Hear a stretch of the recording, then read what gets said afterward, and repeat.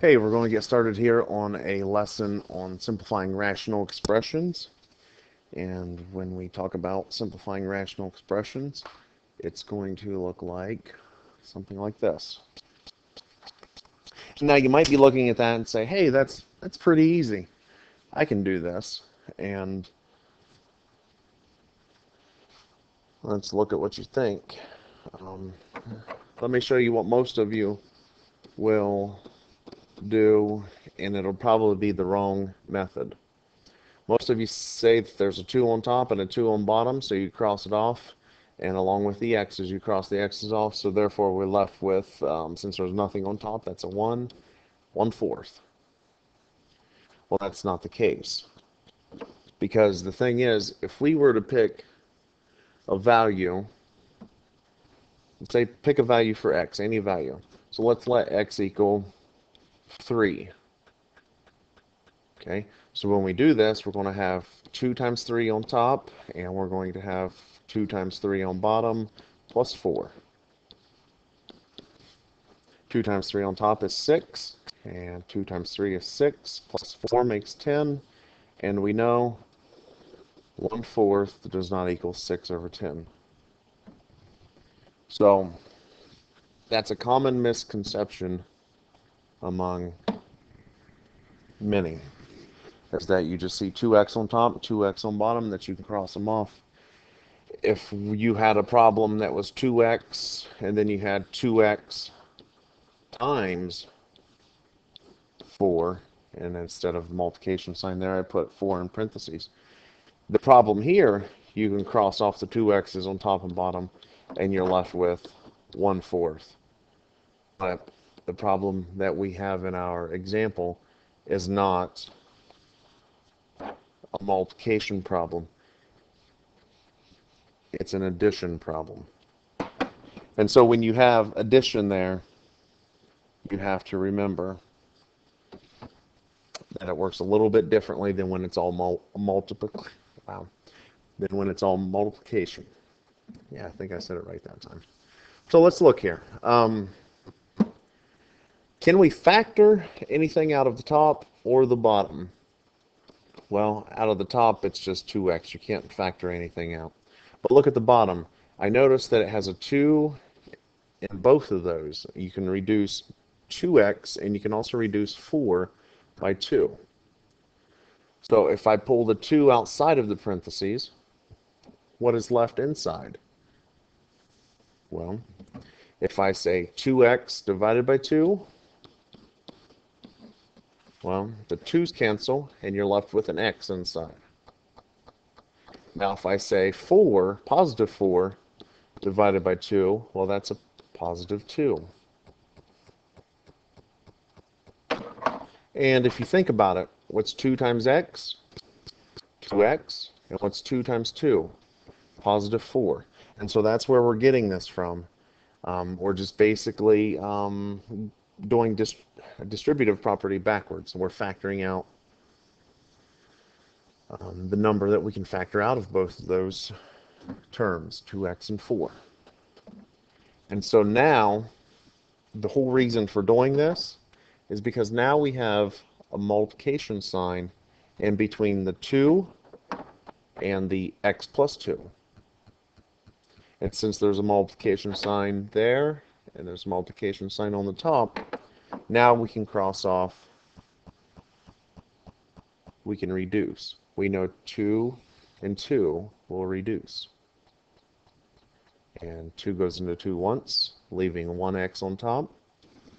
And on bottom, 2 goes into 2 once, leaving x plus 2 on bottom. See the invisible 1 in both of those places? But you don't need the invisible 1 in front of the x, and you definitely don't need it in front of the parentheses. And if there's nothing in front of the parentheses, you can just get rid of those parentheses. So therefore, simplifying the expression, 2x over 2x plus 4 will leave you with x over x plus 2.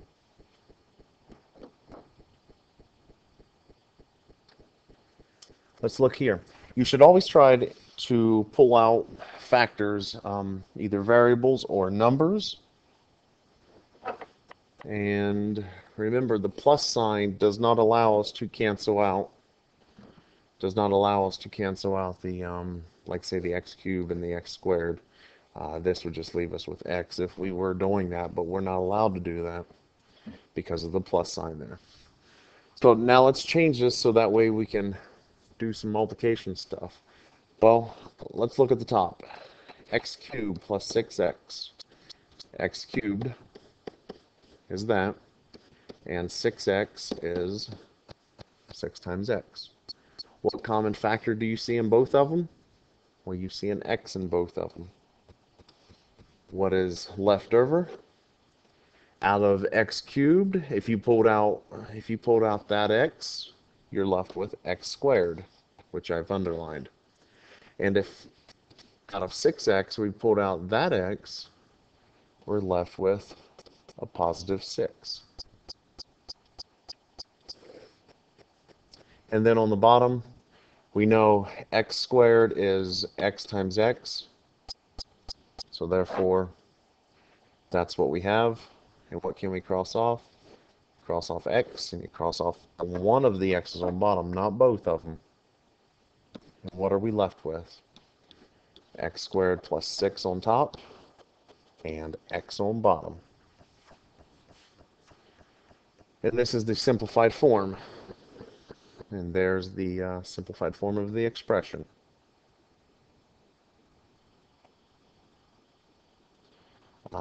There, you can split this up into two fractions if the problem insists. I'm okay, usually most of the times leaving it like this, what I've boxed off. But if you noticed, this x over here on the right side went underneath both terms on the top. It went underneath the x squared, and it went underneath the 6. And so if you needed to do this, you could simplify that right there. What's x squared divided by x? That's just x. And then you'll have 6 plus x on the right side. You cannot reduce those. So I guess either way is fine. Typically, probably just going to leave it like this, though.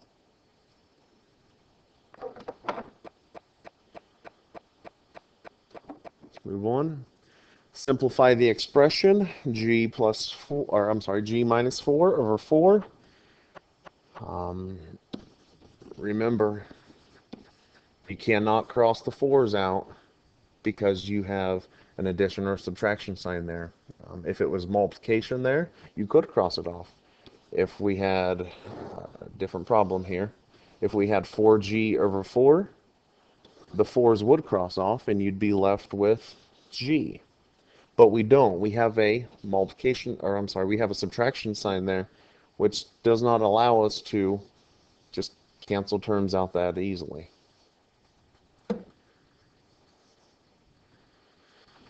So this is simplify the expression. If you look at g minus 4, g is g, and 4 is going to be 4. Is there a like term that's in g and 4? There's no like term because g is a variable and 4 is a number. There's no like term there. So this is the simplified form. You cannot factor anything out of g minus 4, so you have a simplified form. Now, like I said in the last problem, you could split this up into two fractions. And you see this 4 that's on the bottom? It has to go on bottom of both of those fractions. We take the g, put it in one fraction, negative 4 goes in the other fraction, and this problem might change to g over 4 minus, and what's 4 divided by 4? 1. So it may change this if you want to, but like I said, right up here, this problem, this is going to be sufficient enough most of the problems that you do.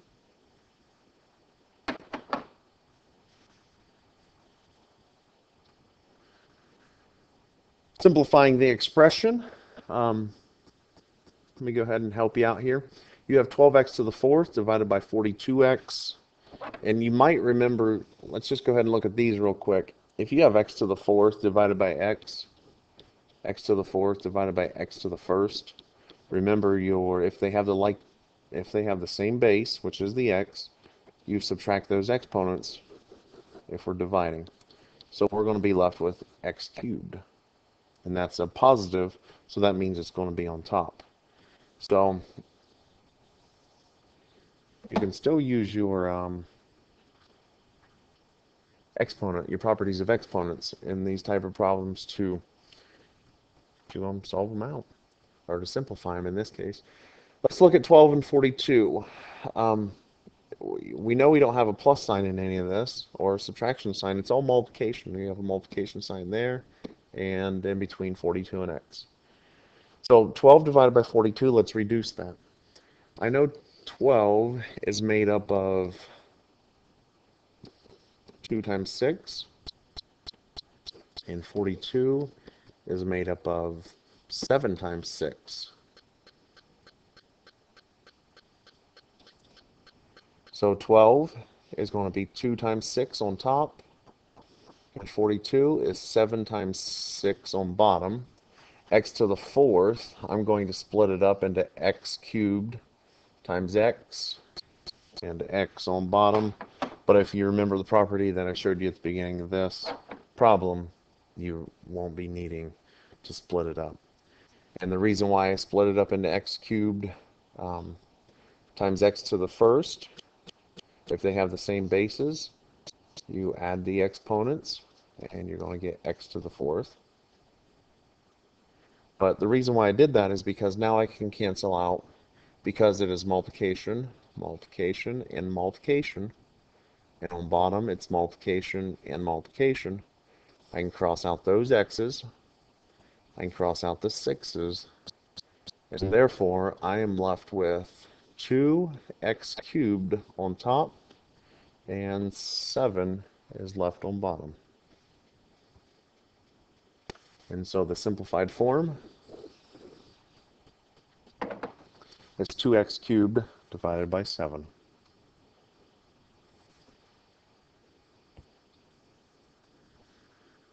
Let's see if you can go ahead and try this one. Simplify the expression. See what numbers or variables you can factor out of the top that you can possibly reduce some of that with numbers on the bottom. Pause the video and then watch my solution to make sure it matches up with yours. Okay, if we look at the top, I have 3t squared plus, and since I have a 3 here, I want to make 9 into 3 times 3 times t. What do they have in common? They have a 3t and a 3t in common. So that's what I'm pulling outside of the parentheses. What's left inside? You have a t left over from 3t squared, and you have a positive 3 left over from 9t. So I'm transferring 3t, and t plus 3 is on top. And then we're going to have 6t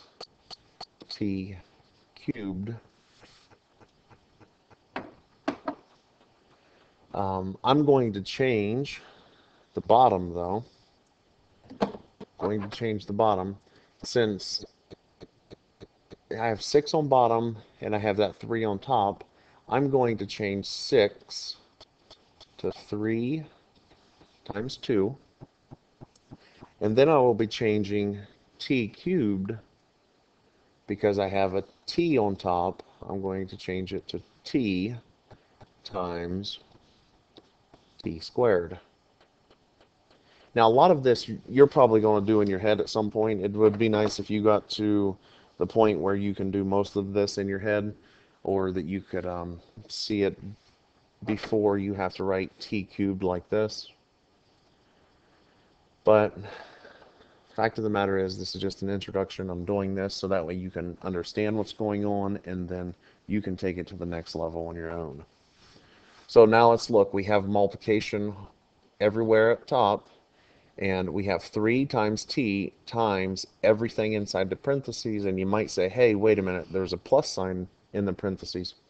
But remember, we need to think of everything inside that parentheses as a single number, as that would be one factor. So what we're going to do is we're going to cross out the 3's, cross out the t's. I guess those t's can cross out together. And then that's what's left over.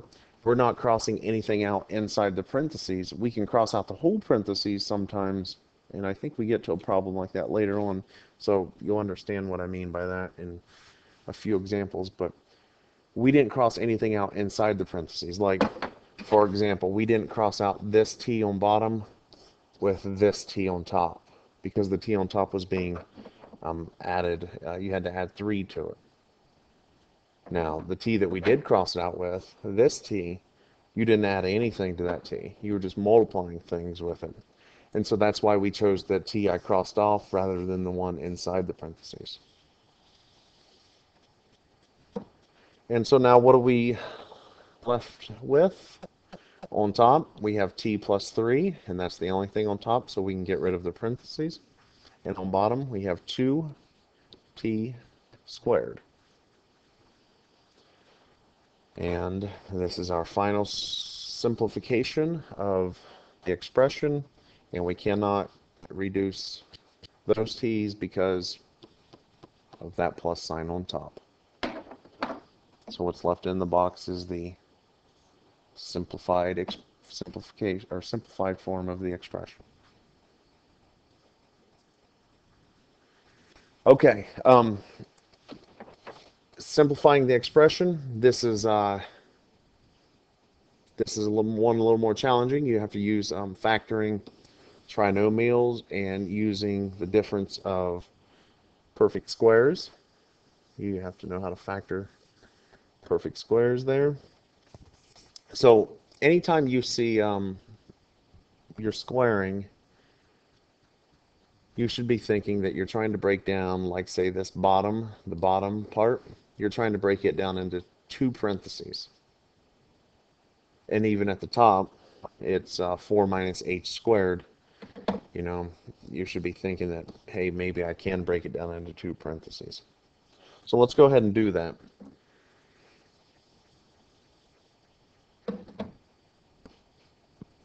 Let's work at the top first. 4 minus h squared. Well, it's a subtraction problem. So I know that it's a difference. And what's the square root of 4? I'm getting that from here. Square root of 4 is equal to 2. And then the other term, what's the square root of h squared? The square root of h squared is h. So on top, we have the difference of perfect squares. And so how do we factor the difference of perfect squares? 2 parentheses, you put a plus in one of them, you put a minus in the other. What's the square root of 4? It's 2. What's the square root of h squared? That would be h. And so let's transfer this. 2 plus h and 2 minus h.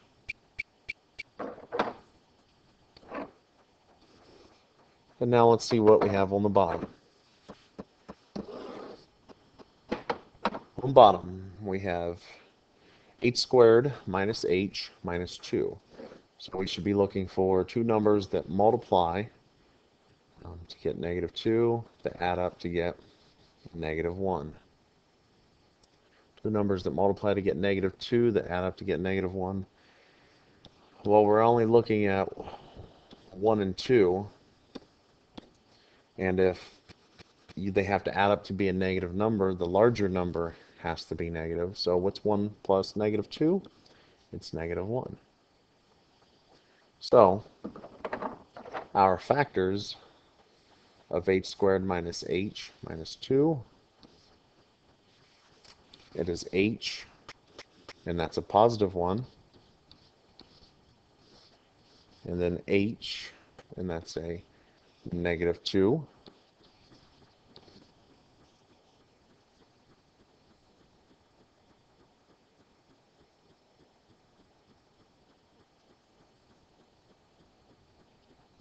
And so this is what we're looking at. And so when we do this, we have h plus 1, and we have h minus 2. Now, let me erase some of this work that I have here.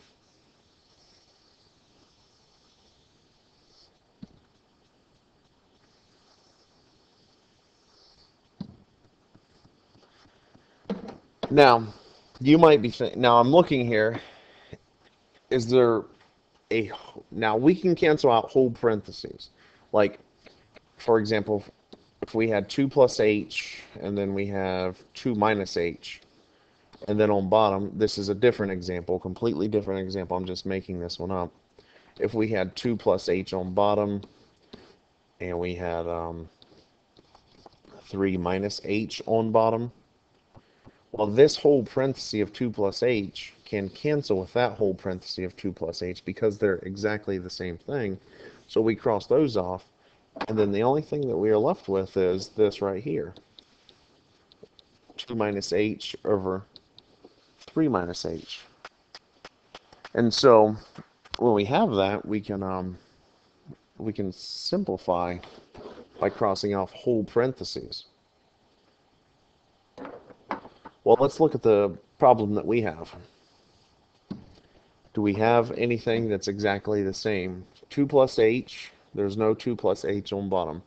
2 minus h, there's no 2 minus h on bottom, but there is this right here, h minus 2. They have the same variables, but those, or I'm sorry, they have the same variable of h, and they have the same number of 2.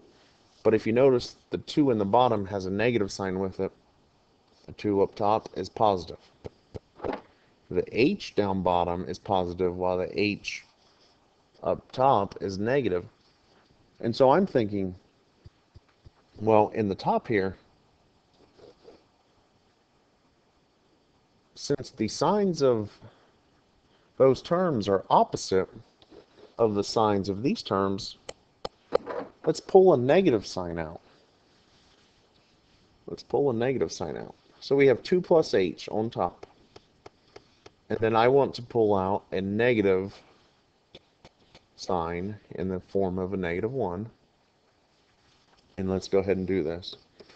2 minus h.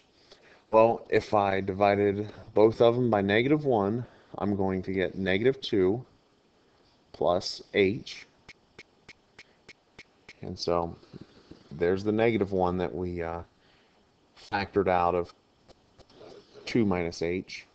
And now this is what we have, but I don't want to leave it in that form. I want to switch it around to look like this right here, to look like this parentheses of h minus 2, because I can do that. Look at this h. This h is positive, and this 2 is negative, so I've just rearranged the order to show it as h minus 2. So now on top, we have h minus 2. On bottom, h plus 1, h minus 2. And now if we notice that these parentheses are now alike, because we've pulled out a -1 from that parentheses.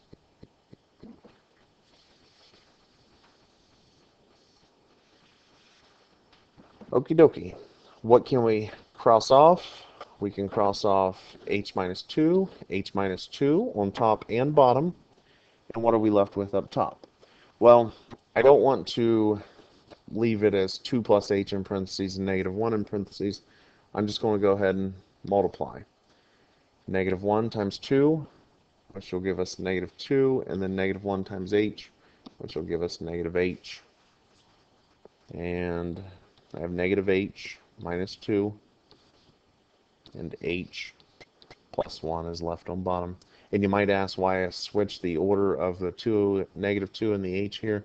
It's just so that way the h can go first.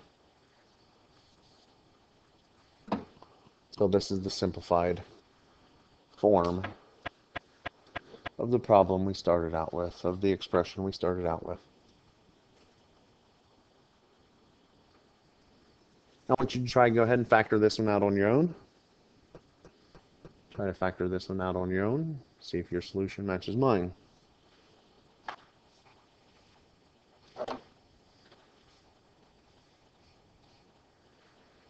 I know on top, I know I have 5x squared and minus, and since I have a 5 here, I want 5 times 3, and x cubed becomes x squared times x.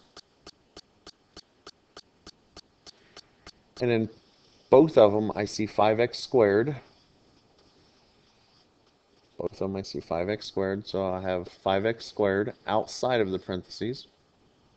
What's left inside? Well, since I've taken everything out of that one, it's when we take numbers out, we divide. What's 5x squared divided by 5x squared? That is going to be a 1, but we typically cross those off, but you should remember that it's still equal to 1. So we have 5x squared outside, and then from here we have a 1. Bring down our minus sign, and then we're left with 3 and x. So let's transfer. 5x squared, 1 minus 3x over top of 10x. I told you at some point you'd be getting more used to doing these in your head. And I know that if I look at 5 and I look at 10, I know 5 goes into both of those numbers. 5 goes into 5 once, 5 goes into 10 twice. I know that if I have x squared, that's like x times x. So therefore, I can go ahead and cross off the x on bottom with one of those x's on top. And let me show you how I typically do it. If I know I cancel one x out on bottom and I have two x's on top, well, I just scribble out the exponent of 2, and that leaves me with just x. And we know if we just have a variable with no exponent that it's a 1. You can do it this way if you want. I was just giving you a little bit of insight so you don't have to rewrite anything. What are we left with on top? We're left with a 1. I don't need to put that because it's an invisible 1 in front of the x that's left. And then we have 1 minus 3x inside.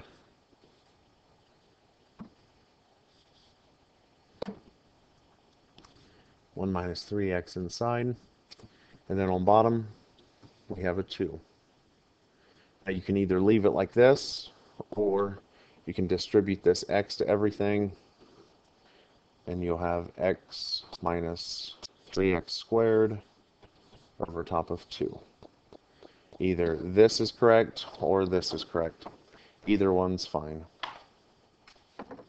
I guess it just kind of depends on what you're trying to get.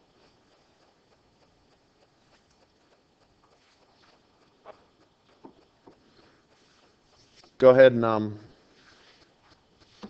try to do this one. Just remember, if you have a trinomial here or you have x squared, you should be thinking that you're going to factor this down into 2 parentheses. So go ahead and try that on your own, and then see what you can do. I know that if I have x squared plus 7x plus 6, I need to find 2 numbers that multiply to get 6 and add up to get a positive 7, and I believe that's 1 and 6. So therefore I have x plus 1, x plus 6, and that's what that is. So I've crossed it off because I have those 2 parentheses down there. And if I see x plus 6 on top, I think of that group together, and I can cancel all those out with all the x plus 6's on bottom. What am I left with? Is there anything left on top? there is the 1 that's left on top. When you cancel everything out, it's still a 1 there. And then what's left on bottom? X plus 1. That's what's left on bottom. And so we've taken the problem that we started out with at the very beginning and have went to that. 1 over x plus 1.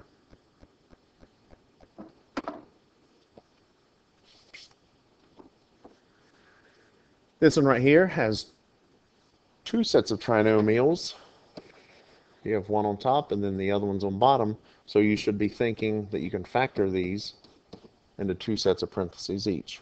You go ahead and try this on your own and then check your solution to make sure it matches mine. Let's look at the top first. 2 numbers that multiply to get 15 that add up to get a negative 8. 2 numbers that multiply to get a positive 15 that add up to get a negative 8. Well, I know if I go something like 1 and negative 15, well, that's going to give us a multiply to get a negative 15. And we're supposed to be getting a positive, so let's take negative 1 times negative 15. That gives us negative 16. Negative 3 times negative 5. That gives us negative 8, and that's what we're looking for. So therefore, we have x minus 3. And then we also have x minus 5 on top. Let's look at what we have on bottom. 2 numbers that multiply to get negative 12 that add up to get a positive 1. So if it has to add up to be a positive number, we know the larger number has to be the positive.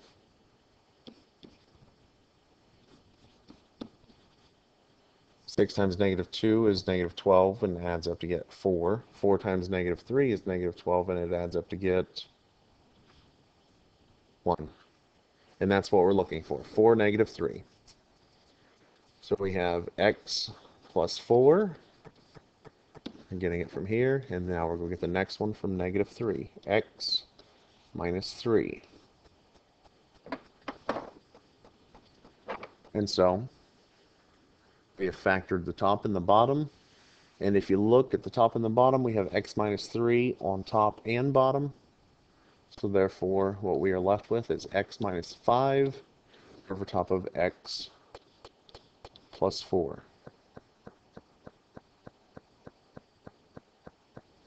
And this is the simplified form of the expression.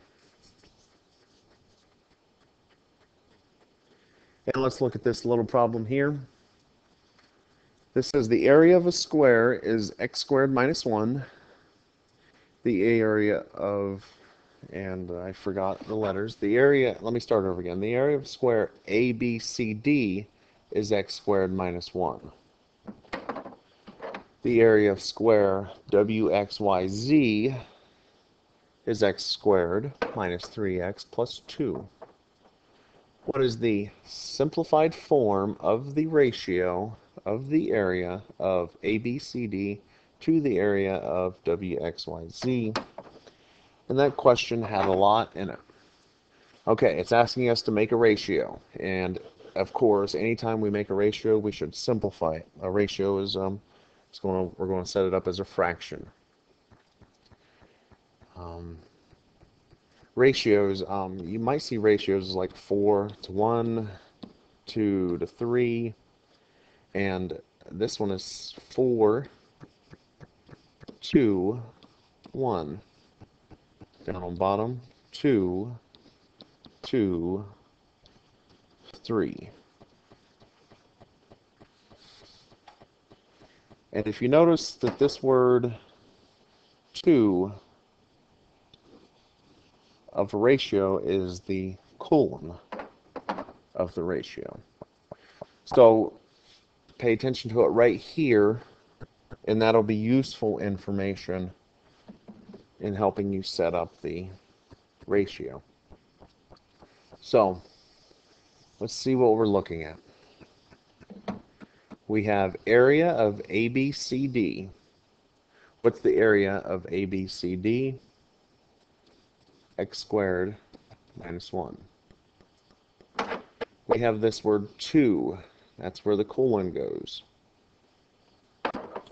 And then we have the area of WXYZ, which is x squared minus 3x plus 2. So we have the ratio set up there, but we need to simplify it. And how do we simplify it? Well, let's make it into a problem that we've worked with.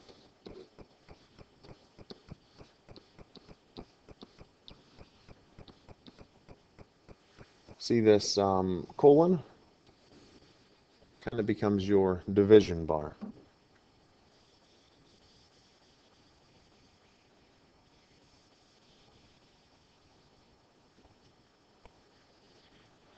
Now we have x squared minus 1, x squared minus 3x plus 2. Like I said,